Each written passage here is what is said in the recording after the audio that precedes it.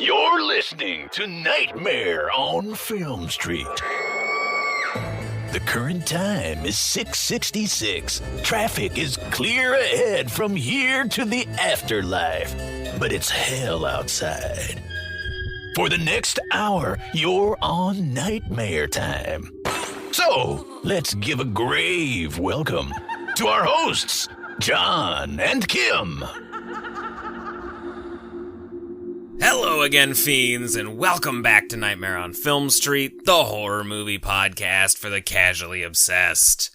I'm Jon. I'm Kim. And we're closing out our double bill of techno horrors from Watts Craven. With a spooky little robot movie from the late 80s. We're talking about Deadly Friend this week, and I've been very excited for this episode for a long time now. Honestly, we picked this up on VHS years ago and have had it this whole time, and I had never watched it. Just, loved the cover and was like, need it! And had to plug in the VCR for this very special occasion. If I start talking about all the things that I like about this movie, we're just going to give away our three good things, so I want to jump into that right away. Deadly Friend, if you're unfamiliar with it, directed by Wes Craven. I think there's definitely one thing everybody knows about this movie, which is absolutely going to be one of my good things, but the TLDR of it is that a super smart teenage boy builds a robot, and then also uses that same technological feat to bring his girlfriend back from the dead. Bring his friend back from the dead. Okay, fine. They had one kiss. Let's not make leaps and bounds here, Jon. They had such a promising relationship. But three good things about Deadly Friend if you've never seen it. You can do all of them if you want. Number one, this is definitely the only thing anybody ever talks about with this movie, because the GIF has been on the internet for years, and I love using it. I'm sure you've seen it a million times. It's got an incredible exploding head. Okay, so I had never seen this before.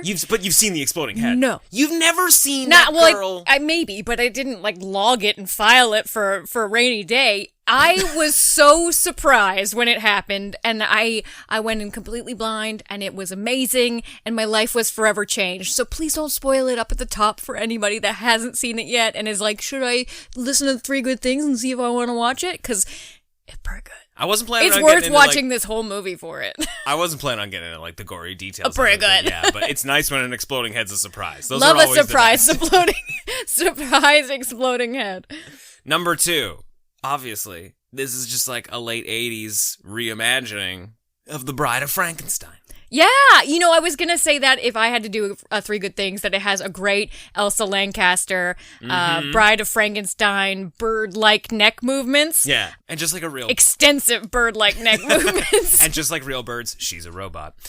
Good thing number three. What? You've never heard that conspiracy theory? I have.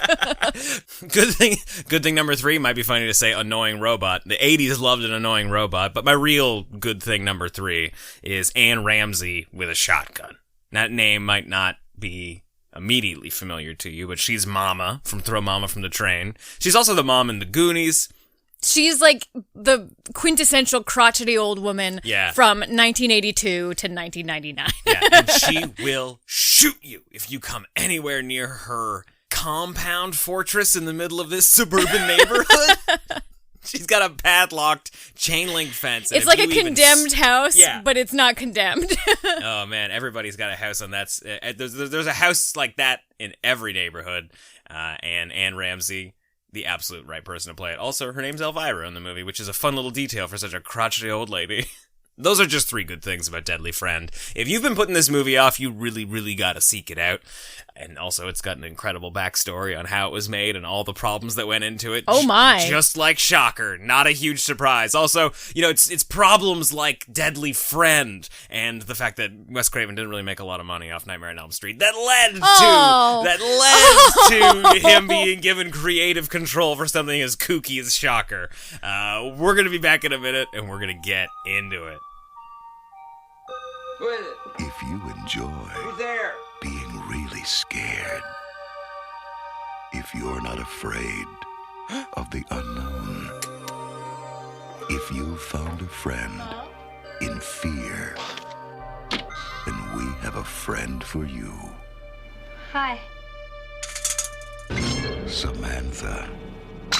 Get me the police.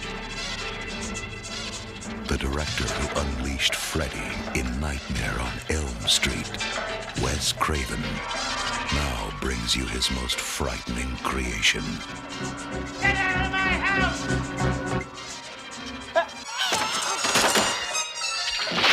Hey, girl. She's killing people. Mom? Sam? Sam. You're so cute. Deadly friend. She can't live without you.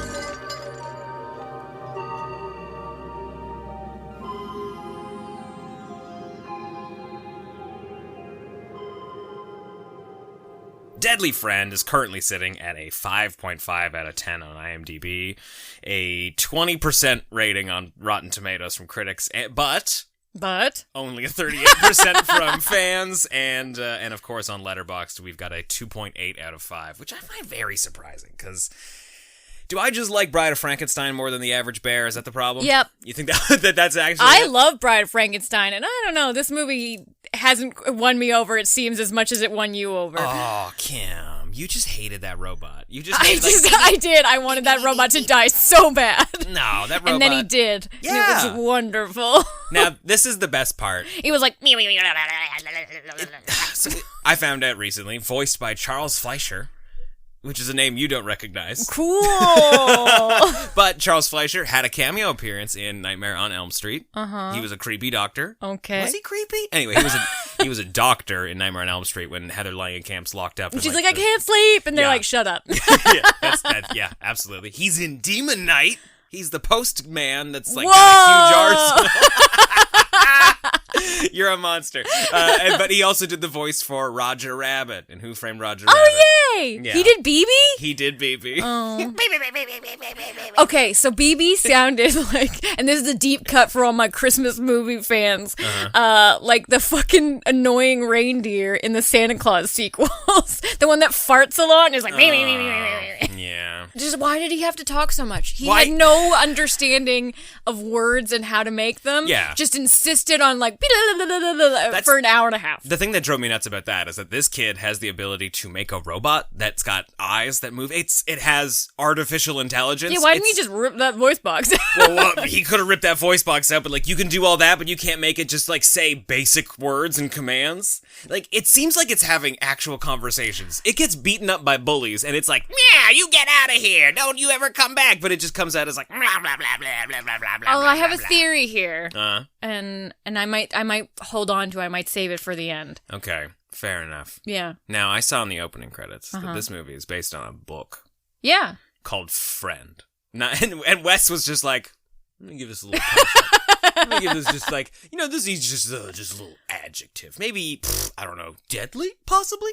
I don't know if he wanted to keep that, because by all accounts, this was supposed to be Wes Craven's PG-rated robot movie. I heard that it was like supposed to be more of like a traditional sci-fi romance, and it was more about the relationship between Sam and Paul that kind of goes awry, and then he makes it's more like Frankenhooker and Yeah, so Samantha is the neighbor next door to Paul. He and his mom have just moved to town with his crazy robot.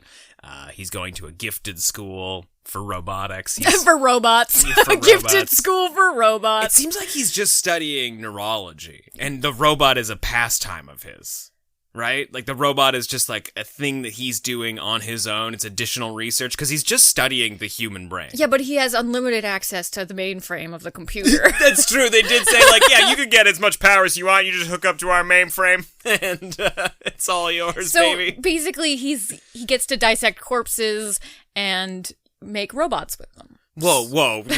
he gets to dissect corpses and make robots, not with them. He's He's like, mad with power, like Dr. Frankenstein. He's mad with love. And his like doctor, Dr. or and his Frankenstein. professor's like, I don't know if you should be combining the two, but better not supervise you. Yeah, he's like, they said they were mad to combine chocolate and peanut butter, but that man was a genius, and I too will make a weird choice. And the world will thank me for it. So he moves into town. He's not got many friends. Surprise, surprise. The 17-year-old boy who's a genius with no social skills. And is walking around with a robot. A robot that can crush nuts. That's the thing, right? So he immediately befriends the neighbor, because who doesn't want to make friends with a kid in 1986 who has a sentient robot? As annoying as it sounds, you'd get very bored of it. I would not hang out with the robot. You wouldn't hang out? It was the most annoying robot. Well, I'd be like, you can come over, but can you leave your robot at home? You don't think if you made friends with the robot, you could ask it to just like, can we just quiet down?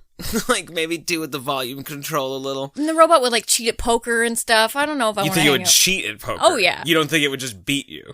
No, it would cheat. Yeah, no, of course. Definitely. Nah, it's cheated again. Yep. Yeah, clearly. No, I'm really good at chess. This robot just cheats. The problem in this dynamic is that Sam has an abusive father. Sam is the girl. Sam is the girl. We haven't even introduced the girl. He's got a girlfriend who lives next door. Yeah. Girl, space, friend. Yes. Yeah, who lives next door. Her dad is abusive. The moment she meets Paul, she's got bruises on her arm. He clocks She's him. like, I can't come out. I gotta go back inside. Yeah, Dad's very, very controlling. She goes over to say hi while he's having a drunk nap, and he comes up, where the fuck is my daughter? Like, he's a creep. He's a super duper creep. And we basically just kind of like follow them hanging out. Like Paul and Sam and this other neighborhood boy who finds BB very cool. We've got a Halloween sequence where they go trick-or-treating. Love a Halloween sequence. Love a Halloween sequence. Mom was carving that pumpkin like a psychopath. Yeah, she just cut She the just whole sawed top of the it. top off. Like, how are you going to How put you that back on? Unless she's done like sort of like a key lock thing where you can sort of fit No, it back she in. did not. And she started with the face, like she did a triangle eye, a triangle nose, and then started scooping the goo out of the middle. And you're just like, this Right. is a staged pumpkin carving. This is not authentic. This isn't real. We're being lied to. That drives Kim absolutely insane when you see people carving pumpkins and they're still taking the guts out, but the face is done. Because like you need to give the actors some business to do, you know? Like they can't just be carving it. They're gonna cut their finger while they're trying to remember their lines. Yeah, so they're always on goo stage, but they want it to look like a jack-o'-lantern, so somebody like pre-carves half of it. Yeah, Makes no sense. There's a gulf between the intellect. There's of a mom way and to her- carve and a her son. pumpkin. There is a way. There is a strict policy and procedure, and you cannot get a smooth cut or like on that triangle eye if there's goo and shit. You don't think so? No, because you got to do like you don't do this, don't. which I notice when we carve pumpkins is you don't really focus on how smooth the interior walls need to be and like the edge on the inside, because when the light shows through when you light the candle, you need a sharp line, as sharp of a line on the inside as the outside, Okay. to make the perfect glowy face. Now, And you can't do that when the walls aren't scraped. I feel like I'm being personally attacked. I feel like You are as bad as this psychopathic mother. I came here to talk about a movie and somebody wants to give me shit for politely taking out the goo in her own pumpkins. Yeah, he did do all the pumpkins. We this had year. like 11 pumpkins to carve. And I was like, I'm not making this like a full-time job. Like, I don't want to be doing this for weeks. So like today, I'm just going to watch Sleepy Hollow. I'm going to take all the guts out of these pumpkins as fast as possible. If they needed a little polish at the end, I'm sorry. The novelty wears off after you degoo the first pumpkin because you realize how much you hate it. And I hate when the pumpkin guts dry on your little arm hairs. It's the worst feeling in the entire world. And I tried to spare you from that. You just wanted to start cooking all the seeds. Man, they were delicious. Oh, you got to get them in the oven early. We had a mountain of pumpkin seeds, which I didn't see anybody baking in this movie, so boo on them. That's a 0.5 bump down. Yeah, also when they deguts the pumpkins and they don't immediately start sorting seeds, you're like, what are you doing with your life? Yeah, That's a free snack. You're doing this all wrong. It's a free snack. Okay, so on Halloween night, they're all dressed up. BB's out trick-or-treating with everybody. Dressed as a robot. They decide they want to go ding-dong ditch the crazy lady in the neighborhood. Now, we've already had a brief interaction with Elvira across Or the she street. stole their basketball. Okay, so we've had multiple encounters actually. Like Sam is just walking Paul around the neighborhood with BB and the other new boy, just sort of like showing them the ropes, and they encounter the fenced-in house across the street with a padlock on it. Because the other dude, I can't remember his name. Tom is a paper boy, and he's just like, man, I'd love to ding dong ditch one day. All we gotta do is like break this combo. I've been working on it for years, and of course Paul's like, yeah, BB could do that in like a minute. It's no big deal. So on Halloween night, they convince Paul to let BB break open the fence. Yeah, BB is ready to break the law when he was fucking lit up. He was like, breaking the law. BB loves it. Also, well, let me finish this thought, and then we'll get to what I want to say about BB here. Is they get in, Sam goes up to Ding Dong Ditch, and it's just like tripping over her fucking Halloween costume all the way back. She falls down. I know. Sirens are going off. She's dressed like a Grecian god or something. She was not the one to do the running. No. And before they can get away, Elvira, the crazy neighbor's outside with the shotgun ready to shoot whoever's trespassing on her lawn. They're hiding in the bush, and BB either is like, you know what, fuck this old lady, or is trying to run defense for the kids so they don't get hurt. We saw through his pixelated mind's eye, and he was seeing red. Literally just red. Well, also they like furrow the brows on him. He's just like, I'm tired of this old bitch trying to tell us how to live. His computer pupils dilated. And he dies because of this. He gets shot, his arm, first he gets his arm shot off, and he's like, ah, baby! and then a fatal blow. A fatal second blow from that shotgun before the cops show up and everybody's whisked away. The crazy thing, too, is that we have like a couple more weeks where it's just Paul and Sam hanging out. No fifth wheel BB around. The relationship's finally starting to develop. They have a pleasant Thanksgiving dinner together before Sam's dad basically kills her. Basically, he does. He manslaughters her. She's brain dead. It's just aggravated assault. Whoa. No, he effectively kills her. She comes home, he punches her in the face, she falls down the stairs, she hits her head, and now she's brain dead at the hospital.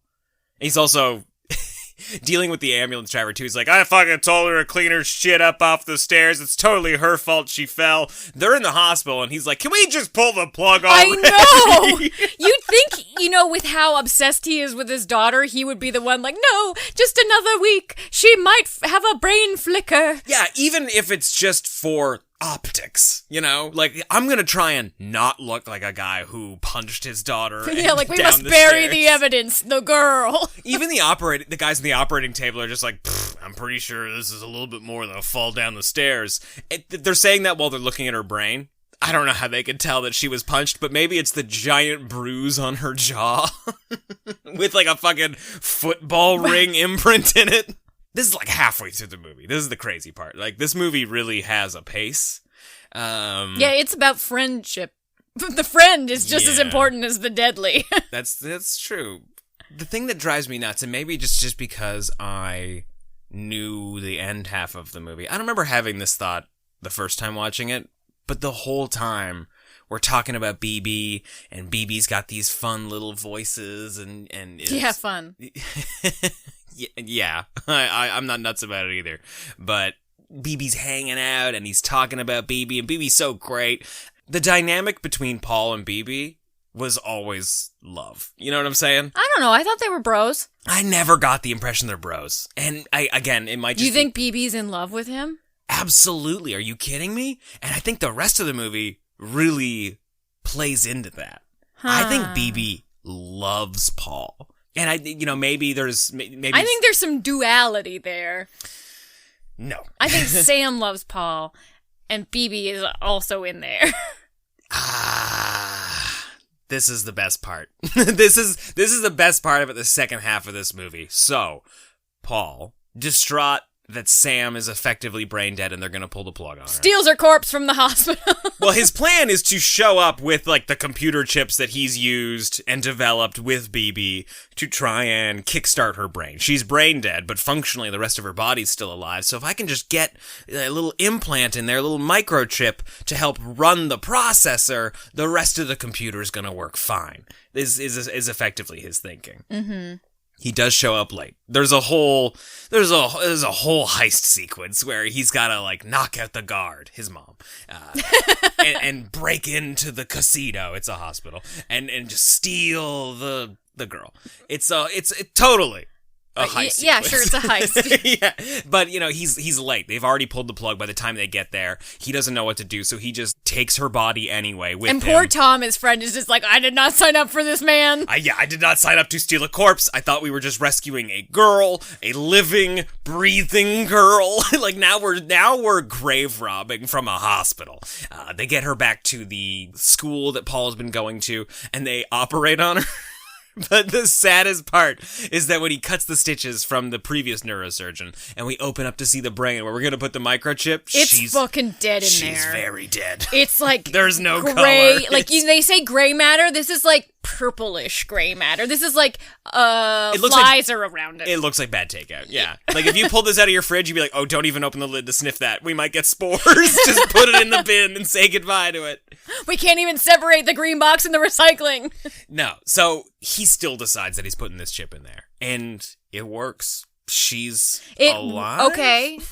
She's moving. Do you think, okay, so here's the theory. Here's what I'm presenting in terms of we had to watch a whole heist sequence for her to be dead and everything. Yeah. Do you think it makes a difference if she was dead or alive? Do you think he would have had a different result if her heart was still beating? That's a great question. And just like the Frankenstein questions about nature versus nurture, that's exactly what the rest of the movie's kind of about. It's not quite there. Like, we are going to be talking about this more than the movie is, but you really have to figure out how much of the rest of the movie is BB in Sam's body, or Sam using the computer processing of BB. Like, that's the nature or nurture part. Like, is she more robot than human?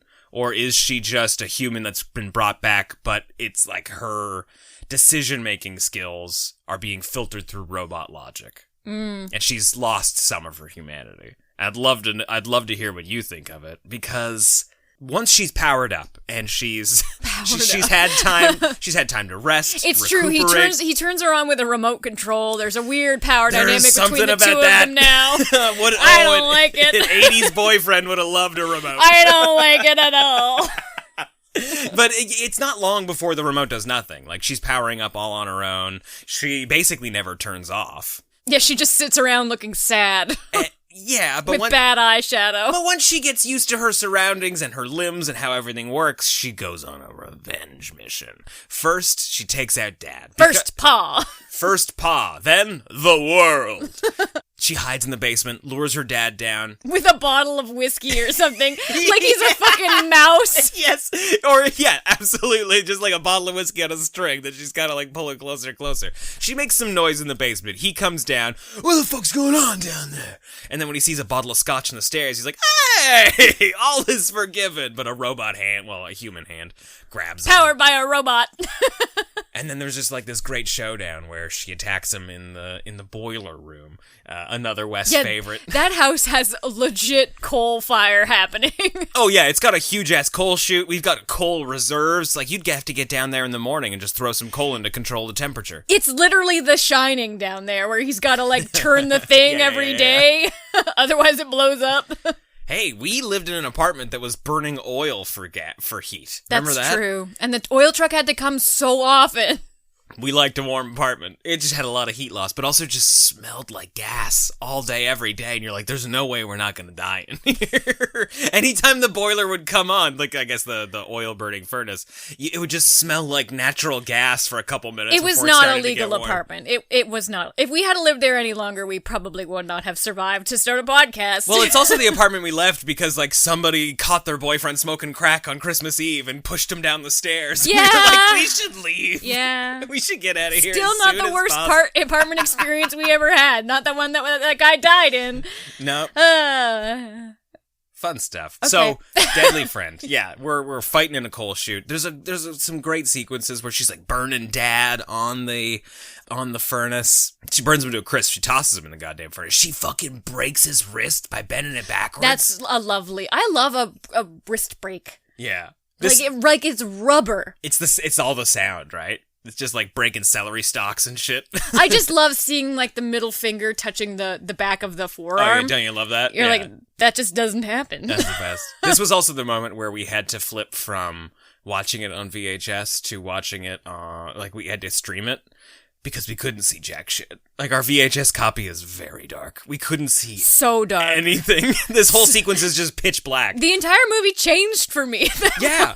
We were like, wow, there's a lot of interesting use of shadows and darkness in this movie where you can barely see a human face until it's just in the light. Kind of like that scene in Halloween where the Shape's mask just sort of like fades in. Nah, not like that at all. When we flipped over to watching like a streaming version, like on the internet, it was crystal clear. We could see everybody coming a mile away. Their faces were a little less scary. Maybe yeah, a BB sillier. Sam was not as scary in the well-lit version. Yeah.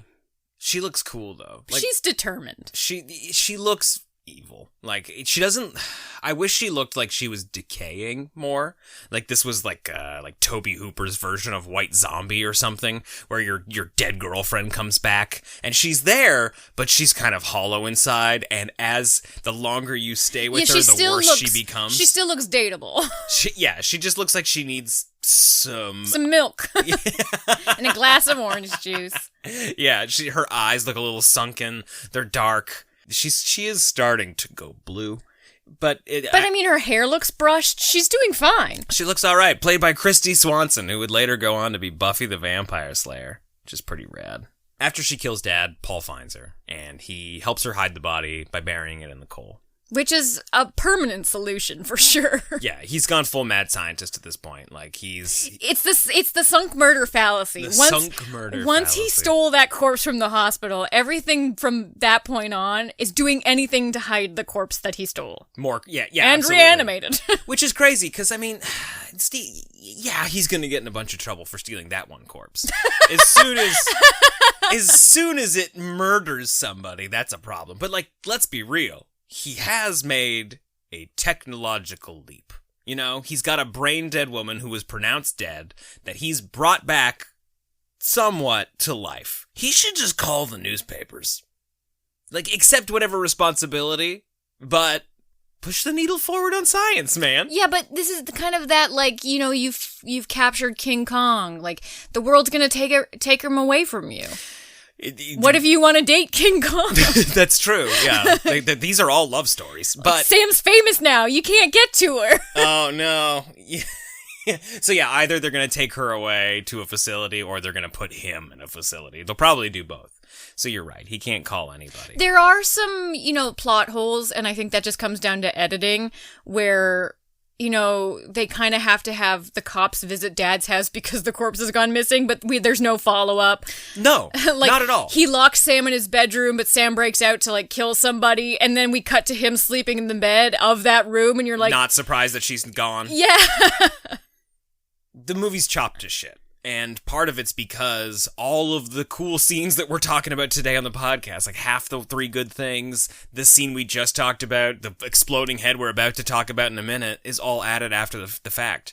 Wes Craven decided that he wanted to make a more approachable, PG-rated movie to essentially show that he could make stuff that wasn't blood and guts. Mm-hmm. The goal was to make a sci-fi thriller that had dark tones, not one that had a bunch of gore and kills. Mm-hmm. Which is a bummer, because I love all that stuff in this movie. And that's kind of commendable, because honestly, all of the scenes that were definitely added in, like, I could probably name them all just because of how cool they are. Yes. They're fucking cool. Is that they're not phoned in. Like, they are peak Wes Craven. They are so good. Yeah. When the studio was like, hey, amplify this needs to be spookier, I mean, he served. Mm-hmm. He delivered. Saved the movie for me. Apparently, though, as soon as they recut the movie with all those gory sequences, they're like, oh, this is too gory and gross. God. What are we supposed to do with this? X rating. And what do you want from me? The exploding head sequence in particular was a huge problem with the MPAA. They rejected the movie something like 13 times because it was too gory, which had to suck, because the entire time he's just like, I fucking told you! Like, this isn't even what I wanted to do, and now I'm defending a fucking movie that I kind of don't care about anymore. That had to be a shitty position to be in. I also read that he created a huge supercut, which had to be hard to do in 1986, of decapitations and exploding heads that passed the MPAA for an R rating and showed it to them, and they said, nah. Like, wow. We just gotta go off how we feel in the room. He fucking brought receipts. Yes, exactly. And from Oscar-winning movies like The Omen, where somebody gets their head cut off with a pane of glass, and it's there, and you see the whole thing. They don't cut away, they don't shy from it, and this is a prestigious Yeah, but see, like, type the war movie. movies don't... War movies? I'm just saying, the big... Most of them were probably from fucking war scenes. I doubt that. War scenes are not for entertainment value. They are informing the general public. And this filthy basketball explodey brain... No good. Fucking drives me nuts, man. Like, it's just one of those things where they're just like, oh, we don't have a rubric for what you can and can't do. It's just... We just go by feels. Yeah, and... Secret feels. The absolute worst Sometimes way. a boob, sometimes never a boob. It's crazy. And so the exploding head sequence in this was quite a bit longer originally. Oh, really? Yeah, I still think it's great. It's great. Yeah. Especially, too, when, like, her body, headless, is, like, mumbling around and there's squirtsy squirts. Well, we gotta explain what happens if we're gonna talk about the fine details of it. The crazy lady... I said basketball brain. BB. Sam Beebe. You have to say Sam Beebe because Sam we Beebe. haven't come to a conclusion there. I'm going to fight you on this by the end of it. Breaks into the crazy old lady's house. At some point, she's skulking around. Oh, where's that sound coming from? Who broke my door? These goddamn kids. I'm going to kill them one day. And when she turns a corner, Sam Beebe's standing there with a basketball. She throws it at her with her supersonic robot strength and just explodes her head into 100 pieces. Apparently they used real cow brains for this. Ew. Yeah, which I'm sure smelled awful, but looks amazing. It looks wonderful. How do you feel about the super strength? She's able to, like, lift up her dad. She twists his neck. She super throws a basketball. Mm-hmm. She hurls a bully onto a cop car. Mm-hmm. I don't know if I'm for it. I think she's tapping into some of that robot strength. And I've got a great little theory that I'm going to posit a little toward the end of the episode, but while we're here talking about strength, did you know that they actually built that robot in the movie? BB, real robot. You could control it. Great. And it could lift 7,500 pounds. Wow. Why did they do that? You could have Was it just a forklift with an outfit on? Pretty much. So the best part about this exploding head, truly the best part. So that robot could really crush nuts. It really could crush nuts. That's what BB stands for. It stands for ball breaker. The exploding head of this movie is wonderful. It's gooey. It explodes everywhere. It just paints the entire room with blood. But the best part about that is that, like a chicken with its head cut off, she's running around the room. She's like trying to open the door, trying to find a seat, and it's hysterical. It's lovely. It's a joy. Most exploding heads, you get the explosion, you get the reactions from everybody, and that's it. We're out. Yeah, Maniacs, scanners. I was super lukewarm on this movie until that scene, and I actually sat up and was like, okay, you have me again. Right? Let's continue. One of the best exploding heads ever. And when you just see it, not that it needs a whole lot of context, but like when you just see it on the internet as like a half a second clip, it's great. It delivers, but it doesn't deliver the same way it does. Yeah, you have to sit through an hour of weird robot drama science for it to really, really hit you. Yeah, like it doesn't pay off like a real revenge movie, but I'm just talking about like a body with no head running around like a frantic lunatic is pretty wonderful. Yeah, it's great. The walls are starting to close in at this point because the cops are here. She's running out of revenge. She's running out of... She's got nothing else to do. Like, she should be on Easy Street at this point, right? But like, oh, the bullies find him, and now she's got to fight the bullies. She's essentially, like Frankenstein, running through town, and everybody's got their pitchforks and their torches out, and they're coming for BB. But do they even know what she is? Not at all. They don't know at all. They just think it's this crazy girl. Yeah, because I don't even know if they've recognized that it's Sam, like it's this dead girl, yet.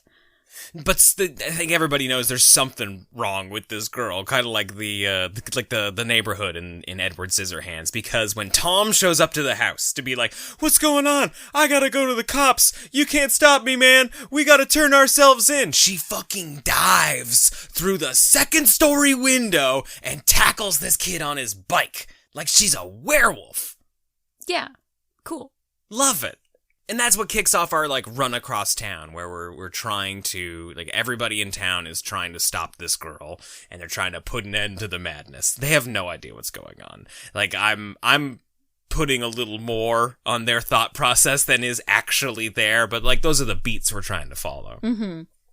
So at some point, after she's attacked a bully and she's thrown the bully, like she's pulled the bully off Paul, essentially. Like the bully's gonna beat the shit out of Paul. He's maybe gonna kill Paul. She saves Paul, and when the cops show up, she throws the bully, like you'd mentioned earlier, through the cop's window, like 30 feet away. And that's essentially what turns their focus on her. Yeah, and so eventually she runs back to the shed, and they have like the final showdown. It's her versus 600 cops. And by shed, of course, you mean windmill. What is a shed but a modern-day windmill? Or a place where you store tools.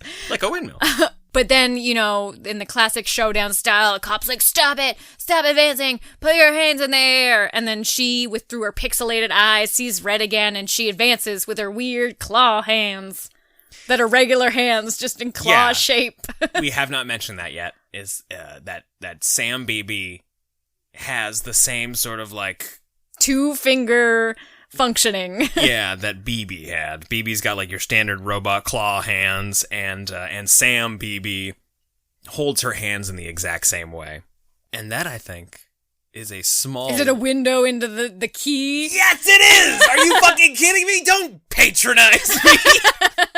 Absolutely! She is becoming BB. She is more BB than Sam. And I'll tell you exactly how I know this, because at the end of the fucking movie, when she's running away from the cops before they shoot her, she's going down alleyways going, BB. You know, I don't expect Sam to be running away from the cops going, Samantha! Like, no one's just screaming their own name. But that's a classic move from BB. Classic and we BB see her move. doing that. It's like the only time she really speaks anymore is as BB. And it's in the BB voice. I think the robot has essentially, like a plant, been rooted down in her brain and spread everywhere. Okay, I think that's fun. Yeah, I think she has become... robot. Okay, here's my theory, because I do actually disagree with you. Because her brain tissue is dead. Yes. How he explains it is that the microchip he's going to put in is basically going to power the systems that aren't working while it tries to get everything functioning again. Yes. And I think when she starts up, she is BB. And as we go through, she's becoming more her. She's becoming more Sam. She's becoming more Sam, because at the end when she's dying, she's saying Paul in Sam's voice. I think it's a little ambiguous, right? Because there is also a great scene where she sees a photo of Sam and BB and Paul, and that's what fucks her up. Yeah. Like she can't figure out she's who both of she them. is. Yeah, exactly. I think at some point somebody's got to take over. Yeah. I think we're gonna have. Well, so the end is a reshoot, though. So everything in this movie's a no, reshoot. but you have to kind of take that into account, that wasn't the original intention for her to be, spoiler alert, robot inside. No. How do you just gloss over this? We'll talk about it, because I'm sure you want to talk about it. Oh, yeah. But I do think the duality exists until the ending, and I do have a theory on the speech as well, is that BB, as BB, does not have the capacity for speech, and it isn't until he's in a human, he or she, it isn't until BB is in a human body that they are able to harness human speech. Like, I think that is the next evolution to being able to advance. So part of Sam is in there, and she's learning how to use her facets again, but I think BB is also in there and able to take advantage of them. I think that BB is using the biological highway of Sam to live through this human body. I don't think Sam's actually in there anymore. I think Sam is dead. And I think that BB is using the synapses of this brain, and it's slowly learning how the body works. And all of its ideas and feelings, we'll say, its robot logic is being filtered through the memories of Sam. So I think like there are nuggets of Sam along the way that are fun. sort of like influencing BB's decision making. Because I'll give you this, like the biggest hole in my theory here is that Sam BB kills the abusive father. Because BB's got no connection or desire well, for I mean, that. BB does kind of have a moral compass. Like, whenever people are doing wrong things, BB's like, me. Yeah, that's true. BB does not like dad. and BB does not like the neighbor. So, and also the bullies. So at the very least, it is definitely attacking and trying to, I think, succeeding in murdering all the people it doesn't like. Yeah, or just it's defending Paul. Yeah. But I think that it's all BB, but there's just like a little bit of Sam there. It's like Sam's ghost is haunting BB.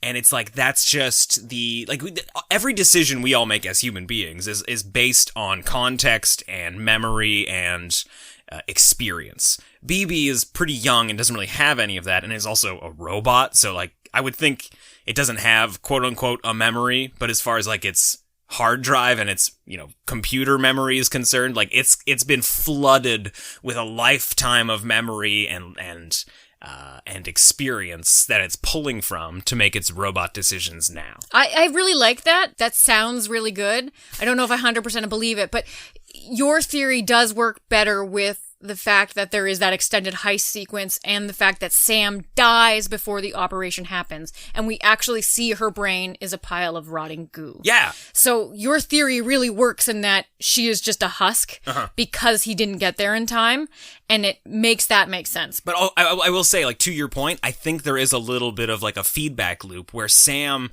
it's as though Sam is still in there, but it's not like an existing living version of Sam. It's like the memories of Sam are recalling. Like, I think the consciousness of Sam in a way is almost aware that it's dead and not there anymore. Like, there's a bit of a push and pull. Which is the total Bride of Frankenstein. Yeah! Where, you can see in the few moments that you get with her that she knows she shouldn't be here. God, I love Frankenstein. Yeah, Fuck Frankenstein. Frankenstein is just, so good. Goddamn Mary Shelley, you did it again! Now, here's the other thing. It's totally just a gay romance between this boy robot and this teenage and Paul. It's just like it's totally unacceptable, but like now that I'm in a female body using female memories, it's acceptable because that robot totally loves the fuck out of Paul. Like that robot would 100% be Paul's boyfriend if the world would just let them have it. Like I think this is a gay romance with a boy and his robot filtered through the body of a dead girl. Now, wow. The final scene of this movie. Wow. Is... So wait. In your theory, how do you explain the end where she kind of has like those moments of realization looking at Paul and saying his name as Sam? Reshoots. No. I think it is the feedback loop. I think. Or you think it's BB just capturing... I think that's probably a little bit of Sam coming through. Like, I think because BB they both love him. And, like, they're both dying again in that moment. Yeah. I think it's just that if I had to put money on it, I'd say that she is more BB than Sam at any point. But, like, in those dying moments. Especially with the reshoot ending, it's framed as she's becoming more BB. Yo. I don't care if it's a reshoot. I don't want to see what the original was like. I love the campaigns online where people are asking to see what the original version would look like. Wes Craven said that he wanted to make like the way that John Carpenter made Starman, he wanted to make Deadly Friend. Like a more romantic story talking about human nature and like maybe the darker parts of it, but exploring it through this alien personality that's just a little divorced from humanity. Like the way Kurt Vonnegut always wrote about the way human beings are weird. I personally don't really like Starman. Not a big movie for me. Maybe it's time for me to revisit it. I don't know, but it never struck a chord with me, and I do not want to see the original version of Deadly Friend, especially because I love the final shots of this movie. The last scene where Paul goes into the morgue to once again try and steal his dead girlfriend. Because he's learned nothing. Absolutely nothing. He goes in to see her and he's like, oh, Sam or BB, I'm not really sure anymore.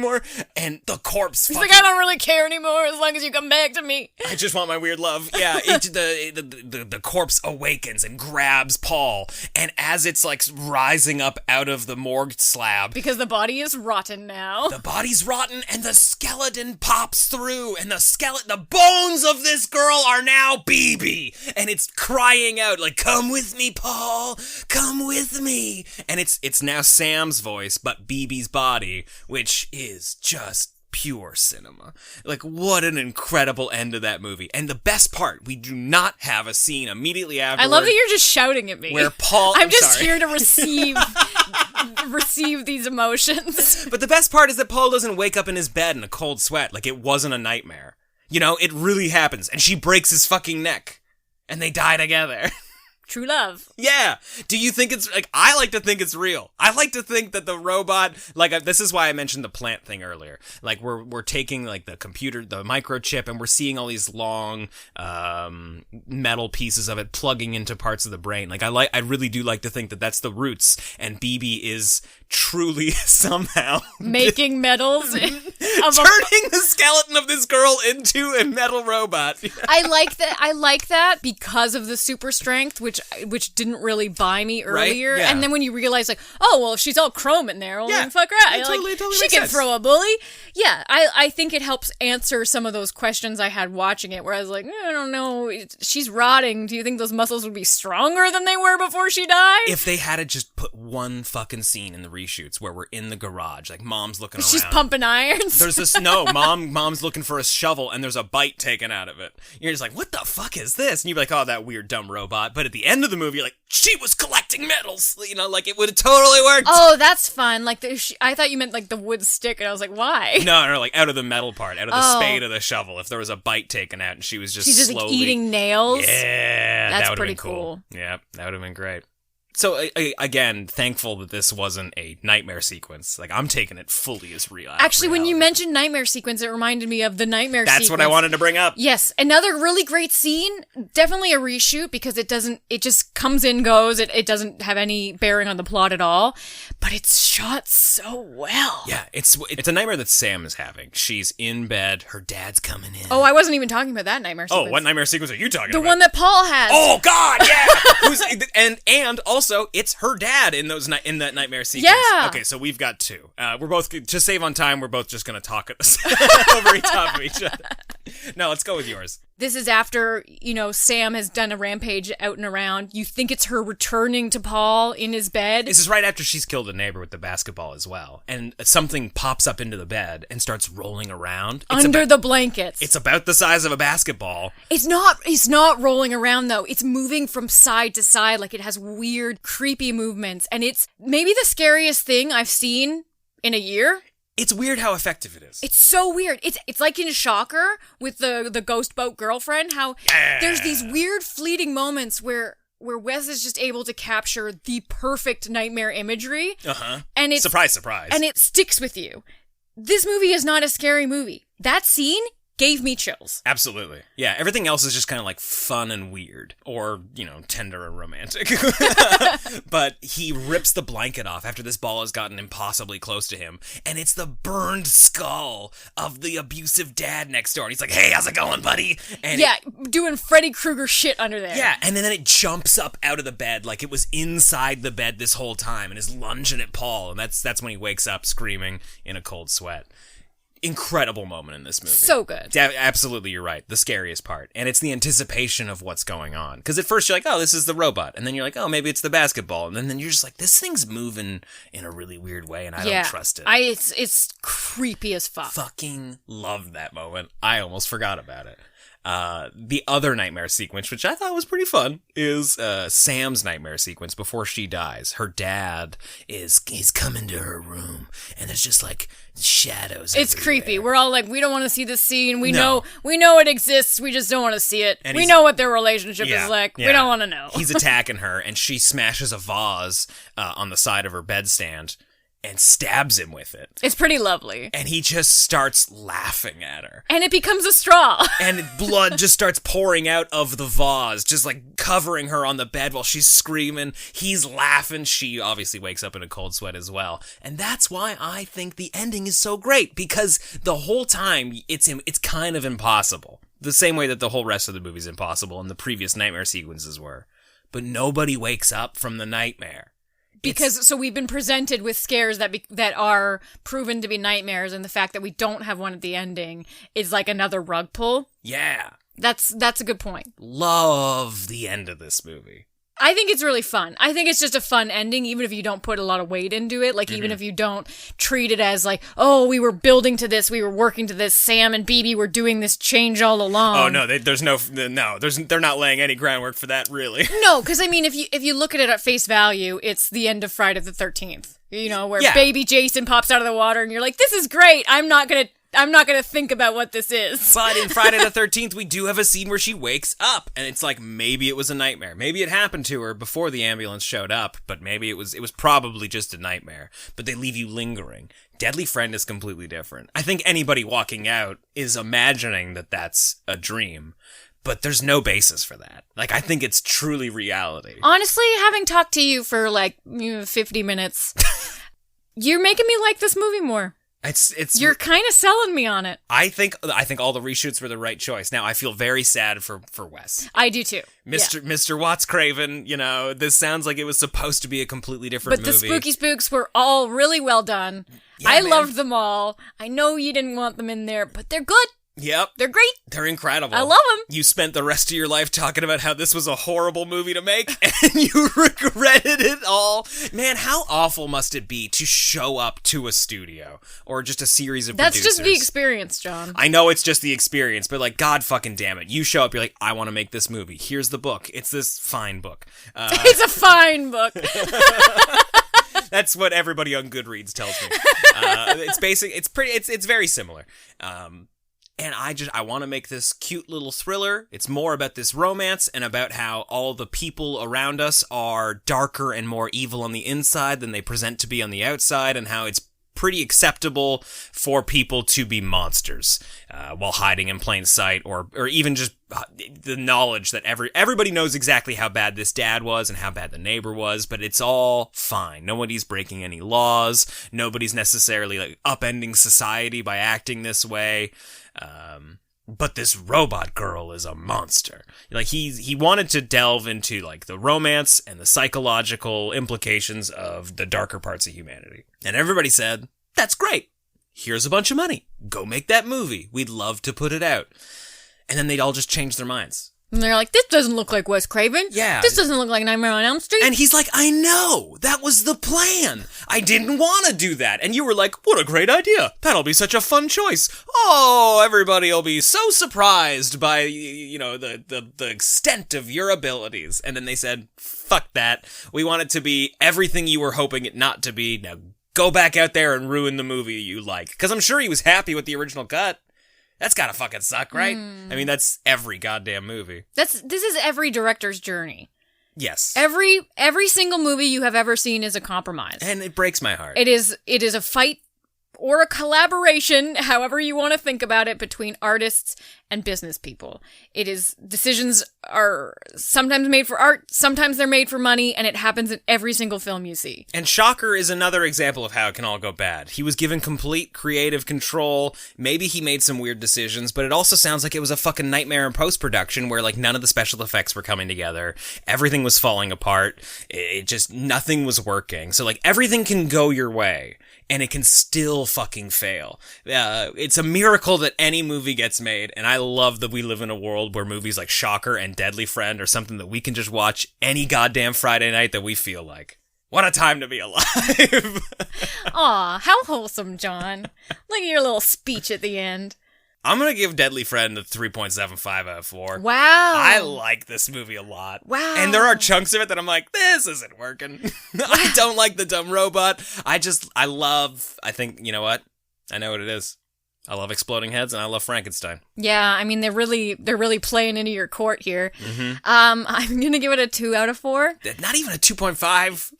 I mean, John, it was lower when we started, so okay. You've brought it up. I'm glad. It's okay. It's got some great moments, and some really cool scares. But I mean, the rest of it's kind of like an after-school special. Yeah, It's a little bit of a Goosebumps. That's just like not the Goosebumps that would be my favorite Goosebumps. Okay, that's fine. It's good. I mean, part of it is that I think it just goes out on such a high for me. Like if he had woken up from a dream, I'd probably be at least a 3.5. Like I love the end of this movie. I love everything that it implies. I love the twist on it all. I think I just like Frankenstein. I love zombie girlfriend movies. I just think they're always fun and kooky. Relationship movies where one of them is dead is always fun. Warm Bodies, My Boyfriend's Back. Life After Beth, Bride of Frankenstein. Well, I mean, they're both dead in that. That's just our opinion, guys. Mostly that's just my opinion. Let us know what you thought of Watts Craven's Deadly Friend over on social media or in the Nightmare on Film Street Discord at nofspodcast.com/Discord. There's links for all of that in the episode show notes. So you don't gotta type anything out. You just fucking click a little button wherever you're listening to this. It'll bring you right there. If you want to support the show, consider joining us on Patreon in the Fiend Club, where we have tons of bonus episodes and content for you right now that you can instantly unlock. If you are going on a road trip and you need 4 more hours of this, we got you. That is at patreon.com/Nightmare on Film Street. We're going to be back again next week with another episode, but until then, I'm John. I'm Kim. Stay creepy. It appears you made it out alive, but we'll get you next time. Help us to grow the horde. Leave a 5-star review on Apple Podcasts or wherever you subscribe.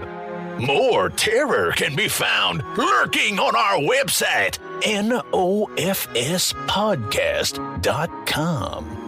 Until next time, stay creepy, fiends.